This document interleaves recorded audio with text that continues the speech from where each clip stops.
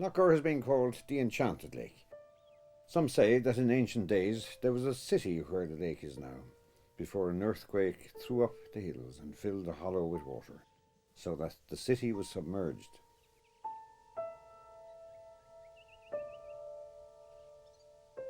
Even now, the peasants say, when the surface of the lake is smooth, one may see from a boat far down and down again the brown city, its walls and castle, houses and church, perfect and intact, waiting for the day of resurrection.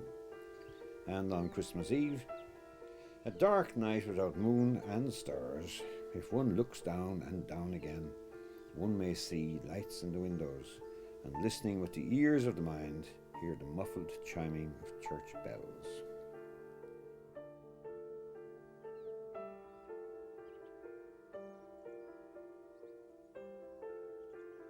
Every period is identified. There's an example of every period in history in Lough Gur. You can look any place you go. And I think this is the wonder of it. And the magic of it, because people have lived in Lough Gur for 6,000 years. And that chain of habitation is unbroken. And I don't think you will find that anyplace else in Ireland. There's actually a rock up on Knock Fennel, and it's called Carrig Illa, which is the rock of the eagle. There are some archaeological remains of birds found when they did their excavations. The lake has a particular quietness about it that's very rare, very almost unnatural. And again, if you sit quietly here, you feel a really mystical atmosphere.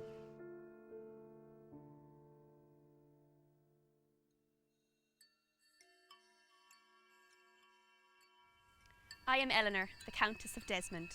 God gave me a long life, long and difficult, but I had happy times too.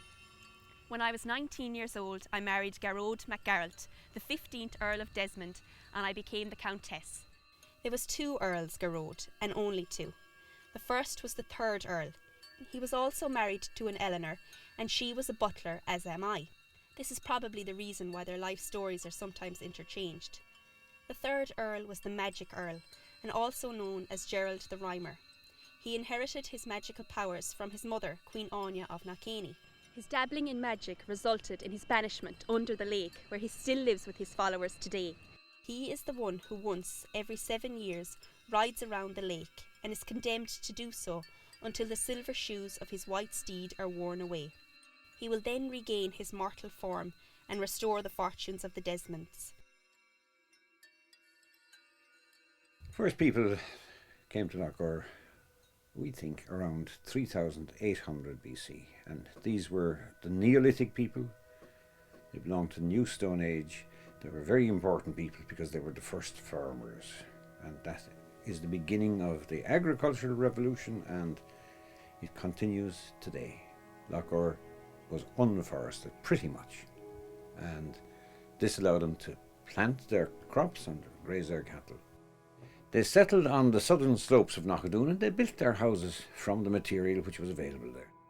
We know that they used timber poles to enclose the walls, and they used turves, which is, we might call them sods, to build the walls. And then there was reed by the lake to make the roof. We know that they had certain ailments as well. Teeth were very badly worn, even at 20 years of age. Rickets were common in the knees, and arthritis was certainly for everybody practically. But the lifespan was not more than 30 years of age. Now, the different types of sites which are visible today, I suppose most importantly, would be the Neolithic, the foundations of the Neolithic houses on Knockadune. And the important one is referred to by Sean P. O'Riordan as House Site A. This is where he discovered the Neolithic. Wonderful that they're still there because the ground was never ploughed. This is mainly the reason. Had it been ploughed, they would have been removed. And we're back again to the soil cover being quite shallow there. The megalithic tomb across the way then dates back to the Neolithic or the New Stone Age. It was a communal burial, it seems, and I think it was also a focus of whatever religious practices they had before the stone circles were introduced. Cremation was the accepted burial procedure in the megalithic tombs. So when the person died, there was lots of lamentation and sadness, and then a pyre was built and the body was burnt, and then the bones collected, put into an urn and put into the chamber. And there was also a food vessel, a smaller urn carrying some food for the journey. And the point is that things don't change an awful lot.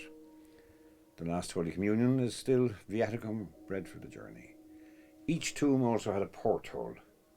Now this brings Newgrange to mind on the bigger picture, but really the porthole, there was a porthole in all those wedge-shaped gallery graves or megalithic tombs as well, to allow the spirit movement in and out. And it is still a custom among old people that if somebody dies in a house, they will open a window slightly. And that is continuing the same practice that started out back in Neolithic times. So people don't change.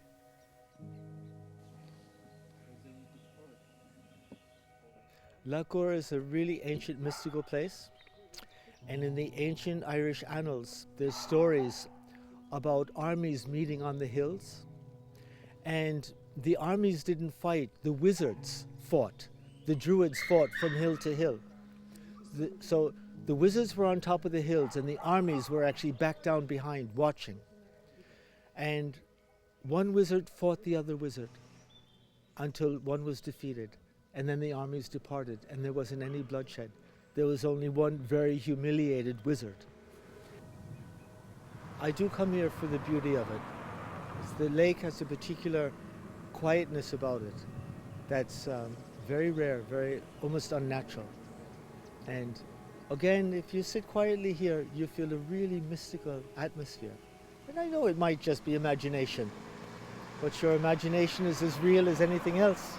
So for that reason, the old trees and the people, the whole atmosphere, to know that there are people living here for thousands and thousands of years, and to walk the stones and imagine all of that, it's actually quite amazing.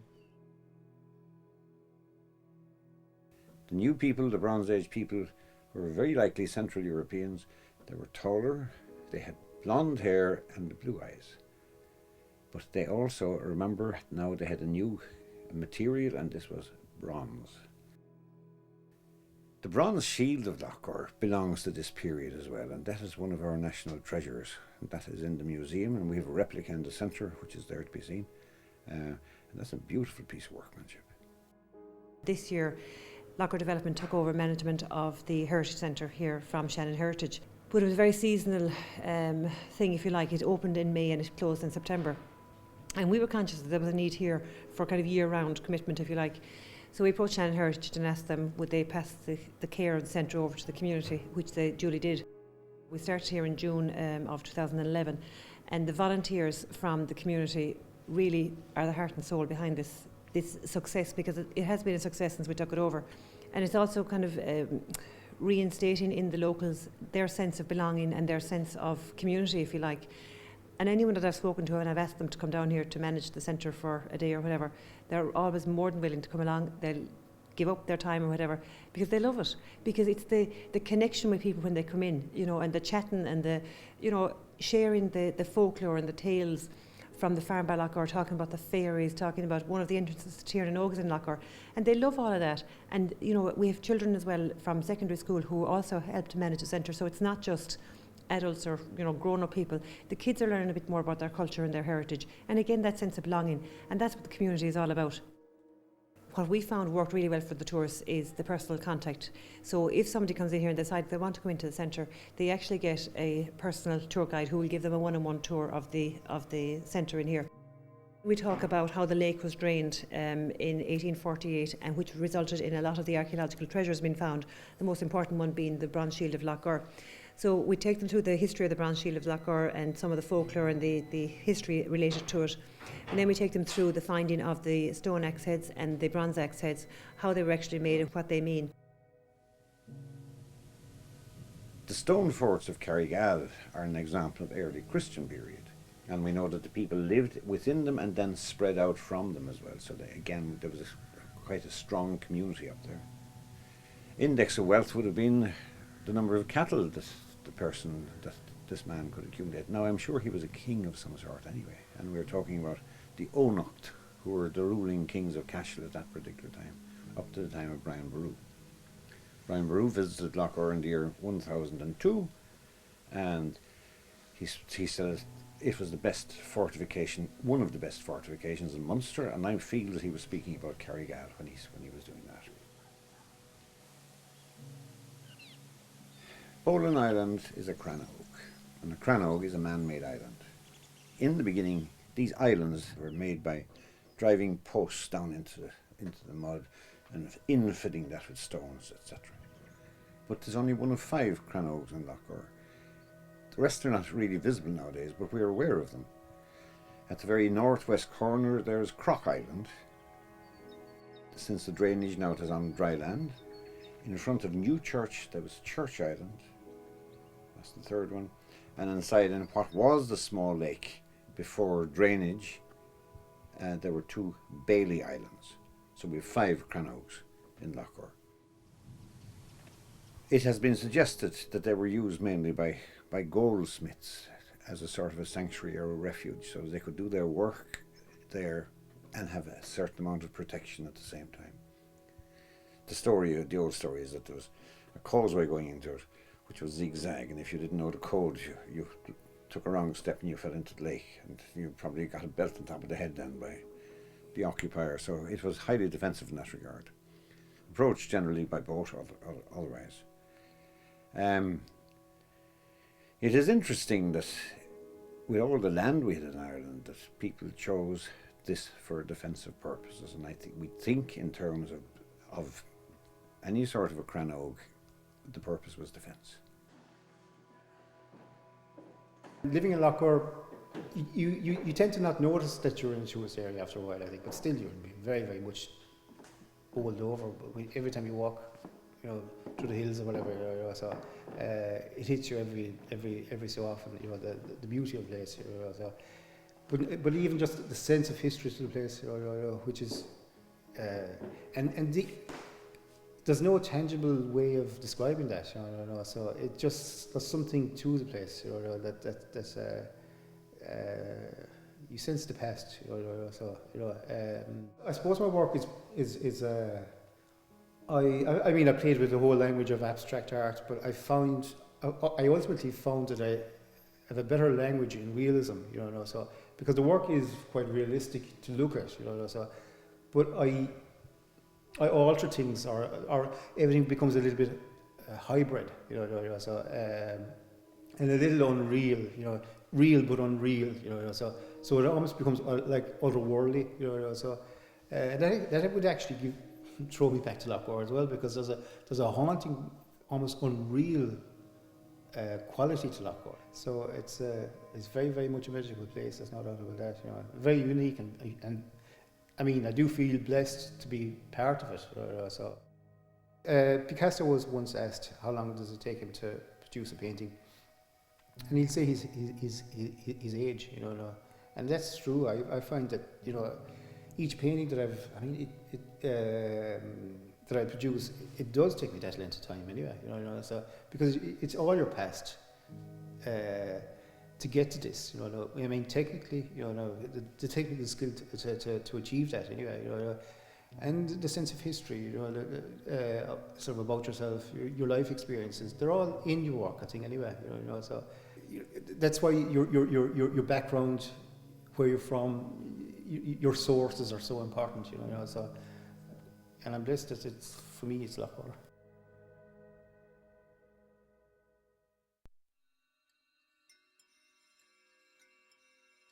Little did I know then that English spies and adventurers, with the blessing of Queen Elizabeth, were sowing the seeds of collapse.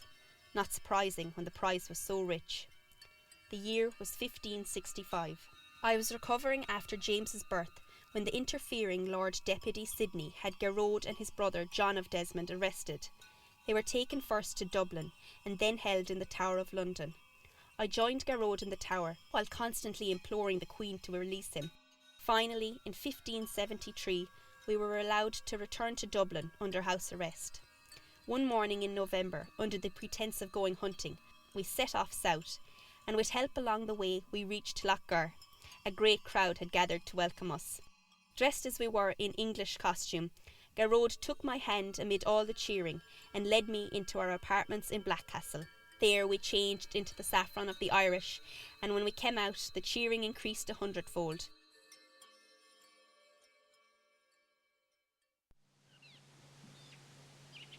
Up then behind the centre, the spectacles, you can see the house sites there. There are 3 house sites still visible. Foundations are on the ground. But more unusual is the fact that there are 4 enclosures, there are 4 fields. And early Christian field systems are very, very rare in Ireland. So this is another big plus in the story of Lough Gur. We have these unusual things which other people don't have. There are steps coming down onto the lake shore, and that even today it is called na Stairí, the stairs, the steps. So we're getting a little bit of the Celtic connection coming down there as well. And other places like Lachrúri Rua, Siacán Banatee. There's plenty of Irish language living on in the place names. And while we're talking about that, I would suggest that Lough Gur itself is Lough Gur, which is the lake of the cranes, because the cranes were a royal bird. They appear in some of the illuminated manuscripts as the companions of kings, and they have been extinct in Ireland since the 1600s. So maybe Lough Gur is Lough Gur. It makes sense to me. I'm a member of the INTO's Heritage in School scheme, and I go to national schools studying biodiversity, and the local schools here come to Lough Gur to look at the food chain. We look at the plants in the wetland, and we look at the insects that eat the plants, and then the birds that eat the insects. Lough Gur is the largest lake in the county, and you can get up to 2,000 birds here in the winter. It's fairly quiet in the summertime. We don't have that many breeding birds, but you're likely to see the swans, mute swans and whooper swans, and the feral grey-legged beast behind me here, grazing on the grass. They're here all the time. They're resident all year round. They've been introduced to the area. In the winter months, you're likely to get the widgeon from Iceland, and Ireland's smallest breeding duck, the teal. Now we get there is a small population that breed in the red bog, but they're mainly winter visitors. Then we have resident tufted duck, and they dive under the water looking for insects to eat. So you have the widgeon and the teal, the pochard and the tufted duck. And then you have some waders. I was looking over the far side of Knockfennel there. On the shoreline you get the curlew. He's Ireland's biggest wader. He's brown, big curved bill, long legs. And then you have the lapwing. He's known as the green plover, or some people call him the black plover, depending on what part of the country you're in. All right? But the lapwings, when they fly, they flutter, and they're black and white, and they remind me of butterflies, you know.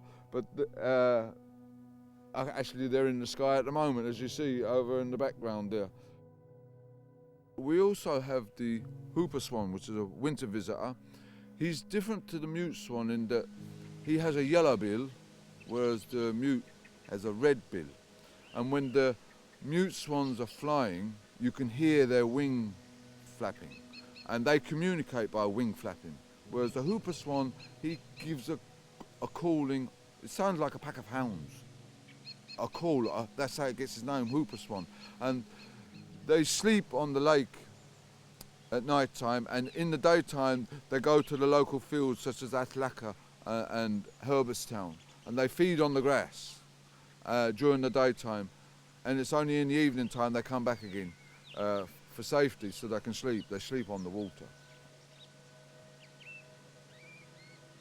Around the visitor centre you have some woodland area, and it's I always see the tree creeper there, and it's not a very difficult bird to find at times. It's a small brown bird, and when you first see it, you might think there's a mouse running up the tree, but he's got a white chest and he's a brown body, and he's got this long curved bill, and it's ideal for looking under the bark of the tree, looking for insects, because he's an insect eater.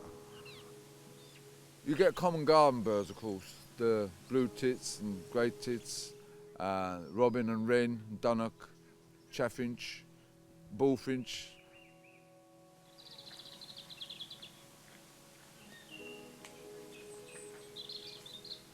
I just noticed a few lapwing there. There's about 200 of them, and all of a sudden they decided to get up and move.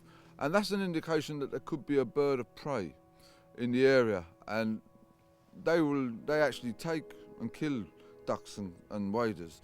That's the peregrine. He's the fastest bird in the world, and I've seen him here quite regularly. You also get the sparrowhawk and the kestrel. And there's actually a rock up on Lough Gur, and it's called Crannogs, which is the rock of the eagle. There are some archaeological remains of birds found when they did their excavations, and they found the remains of the sea eagle and other birds. All right, so the rock must have been a favourite perch for the bird itself. The most important part of the food chain here is the plants, and the bulrushes and the reeds. They are extremely important in that they filter the water, they provide food for the insects, and a safe place for the creatures to make their homes. If you take away the plants, you'll have no insects, and these insects the birds are feeding on. So if you take away the plants, you've no insects and then no birds. The insects that you're likely to find under the water would be back swimmers, water boatmen, water scorpions, water beetles, and the biggest insects of all are the dragonflies. The dragonflies that you get here are the brown hawker and the hairy dragonfly, and common darter and migrant hawker. Now the migrant hawker is a recent addition to the list here. They've been spreading in Ireland recently, and last year we got the emperor dragonfly. He's the biggest of the dragonflies recorded here, and he's blue and with a green body, and being the emperor, he's big in size as well. And he was first recorded in Limerick in 2006, and they are spreading due to climate change.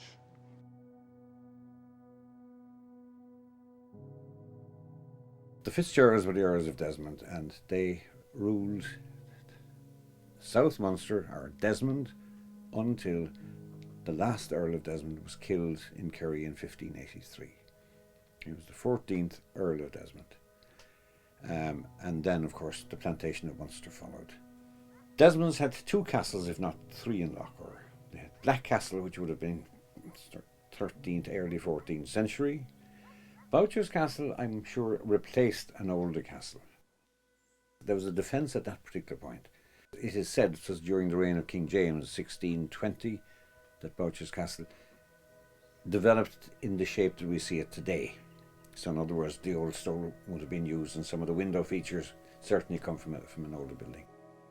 It is also said that Garrod Iarla, the Earl Gerald, had a castle on Garrett Island, which is the big island, the natural island in the centre of the lake. Now there's the remains of certainly a fortification there. It is said it was there he lived really a lot of the time, and it was there he practiced his magic, and which resulted in the great legend of Lough Gur, of Garrod Iarla riding his horse around the lake.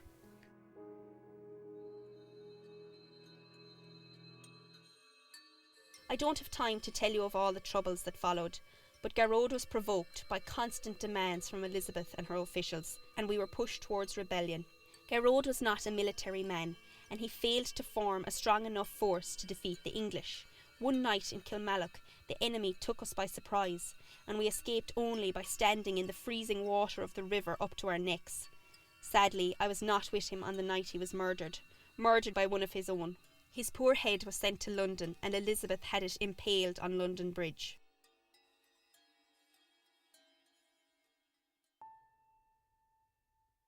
Every period is identified.